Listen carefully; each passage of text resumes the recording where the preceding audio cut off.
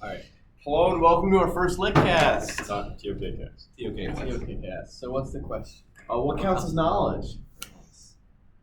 What counts as knowledge, Mr. Kenny? I don't know. After watching The Matrix, I think we have a slightly different perception of it. We've only seen We saw half an hour of it. Yeah, but nobody's right. I think the allegory of the cave. I feel like everyone has a different perception of knowledge, and it's not like one set thing. It's more subjective than that. So, what things in specific would you say you classify as knowledge? Well, me personally, I have my own hobbies and interests that you guys don't have, and I have knowledge in those certain areas. Okay. So I feel like I have knowledge in those topics which you don't have. So my knowledge is obviously different than yours. No, both you guys are ski. I ski, but not to the same level you guys. So I know the pizza and French fries, but I don't know all how you guys do the slaloms, how you do all the different weird things. And you probably don't even know what a GS suit is. But at the same time, he does his ring things that I have no clue about either. What is knowledge? What is love? That's the fun. So there's the know-how-to knowledge, how to go skiing, how to play a sport, things like that. And there's knowing facts and stuff like dates. Yeah. Okay. Is there anything else you think you could know besides just how to and I think you could have knowledge of, because I think isn't that just factual information? I think factual information, you let's say we're talking about World War I, for example. Mm-hmm. So Gavin not being in Ivy history, basically there was a guy who was shot. Yeah. So you have the knowledge of an event that happened, but Ryan and I have a much deeper understanding, knowledge knowledge that something happened. It's exactly what Mr. Lloyd was saying in class about how there's different levels, because I took A-push, we all took A-push. Yeah. So I still have a basic understanding, more broad, but not as deep as you guys. Exactly. History. So do you think that you could know feelings, or do you think that's just something that you feel? Do you know emotions, or is that just something that you kind of feel? I don't know. Well, what things are correlated with emotions. But you can't you can know kind of the self-actualization thing we were talking about in lit last year. If you know yourself, that's the highest part of the pyramid. Mm. But what counts as knowing yourself? Sure, I can know every bone in my body. If I take anatomy, I can know how my brain works in psych. But I think emotions don't fall into knowledge, because that's because we're all basically just glorified animals, and it's from our instincts that we get certain emotions. But of course, we're more evolved, and I think it's we can't just make ourselves feel something. Sure, we can't take drugs, but you can't just yourself to make yourself do something. Well, maybe if you listen to certain songs, yes, certain ways. Yes, but if you watch those sad dog ads where they're in the homeless, whatever that thing is, that makes you sad. So I feel you can. I feel instincts are the very basis of all of our knowledge, and which we build off of from an infant. So what isn't knowledge then? Because you said you can know facts, you can know things, but are feelings knowledge? Are kind of just observations necessarily knowledge? If you're just observing something happening, is it really you know what's happening, or you know what I mean? If you watch football, I think.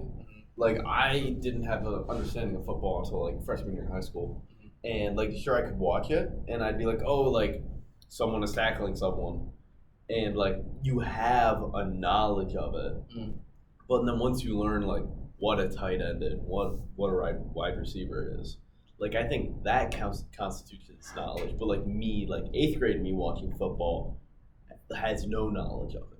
Yeah. And watching you make rings, or you doing the weird bird whistle thing, that's not knowledge, but it's knowledge. You know how to do it, but I don't know how to do it, and I'm just seeing it. So us personally wouldn't even consider that to be knowledge, or useless knowledge, if anything.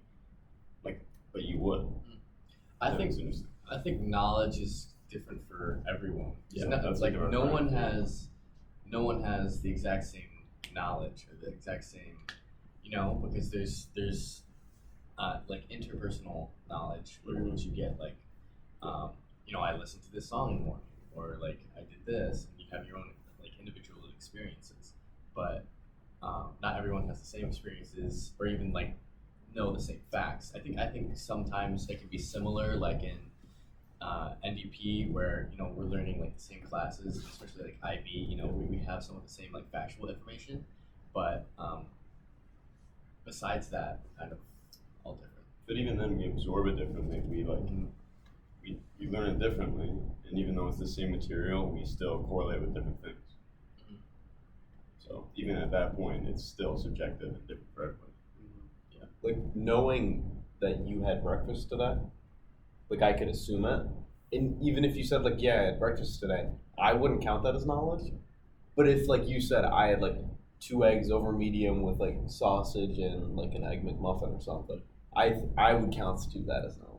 But even saying I had breakfast today, my breakfast could consist of like a granola bar. It Yours could could be a 3-course, whatever. Mm-hmm. And it's just completely different, but we both consider it as breakfast. Do you guys think that you can like know a person? Because I feel like people say, "Oh, I know him, I know her." Like, what does that mean in that 'Cause context? you only know what they want you to know. You know who they put themselves out as. You have no idea who they actually are. And I think no matter how much a person tells you, no matter how open they are to you, there's still stuff that you're not gonna know about them.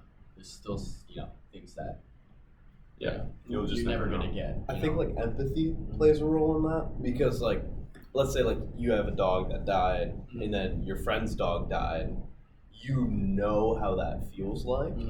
Like sure you might not know like the minutia of their emotions, but you have a basic knowledge of like, oh, like I should like call them and like talk to them Because you went through it firsthand. Yeah, exactly. Even if you've just had like loss that's not like exactly how they are. Like if I lost, or like if my bunny passed away compared to someone's dog, like no, it's not exactly the same, but you can sympathize with them.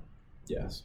And I mean, you know the feeling of loss, or do you know the feeling of loss? Do you know the feeling? I think loss for everyone is different because if you're raised in a household where like no one has really had trauma, like there's been no like cancer, there's been no like gun violence, your perception of loss, like you losing a pencil might be like devastating to you. Like, but that plays in everyone's mental. But in someone who's been raised in a family that has had trauma, that has had people constantly being taken away from them, their knowledge of loss, or even how they like handle it, is completely different, I think. So how do you like acquire knowledge? Observation, I think. Yeah, Like really just observing. we kind of like in the discussion, like kind of look down on observation that it's not knowledge, but I think it's how you process it, because like all three of us went on the the bio trip, and you could go there and just like be like, ooh, a cool sail ship, like now I know how to like sail a ship. But if you observed everything that they showed to us and like grasped it, like now I have like a better understanding of like what actually is in our water. Yeah, grasping and observing is the first step, but it's not knowledge itself. It's what you do with that knowledge internally, processing that, and recognizing the patterns and the trends. And the data itself, that is what knowledge is. I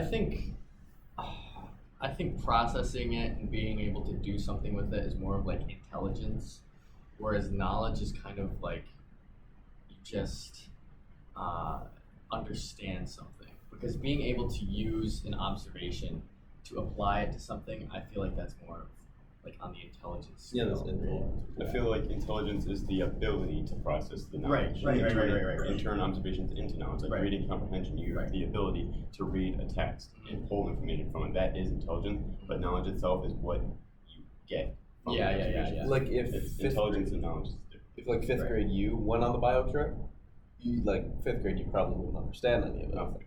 And you wouldn't gain knowledge. Sure, you would observe it, but now that you have like background context, Because in my IB environmental class, I learned about what a psyche is with Yeah. Mr. Little. So And I none of learned us about what also. those topics were, and then I applied them in the real world with a field trip, which I felt was really beneficial. And that's exactly what Mr. Lulick said, was that if a first grader or someone just learning math was to take calculus, they would have no idea. what was exactly. I think adding on to that, like knowledge builds. Like I don't think if you gave someone like a second grader like calculus, they wouldn't know how to do it. Like what Mr. Lillick was saying, like math builds. You know, you have to learn like algebra and then geometry and then trigonometry and then it's like I think it builds over time, and you have to have like a foundation for it most of the time. So Yeah. See, that's interesting. yeah, it's a good conversation. Yes, sir. Thank you for listening. Hope you like what we think knowledge is. Oh yeah. Here, Mike, I got you. Mike, right here. Oh, thank you.